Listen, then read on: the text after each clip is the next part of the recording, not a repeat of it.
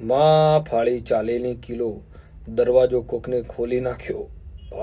બધા તો બહુ રીહ ચડે છે, જોરથી ના બોલાયેલા કર. ઉપર જ ઉભો પેલો ફાળી નાખશે.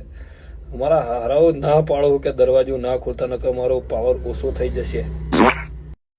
શું થયું બેટા? પાવર ઓછો થઈ ગયો તમારો? બહુ ટણી કરતા હતા ને? હે તમારી મોની મારા હારાઓ લુખ્ખો નહીં હું, બરાબર? અને મર્યાદામાં રહો. જો ને તો હાથ ના નાખો. બધા હરખા ના હોય, અમુક મગજના ફરેલા હોય, અડી જાય.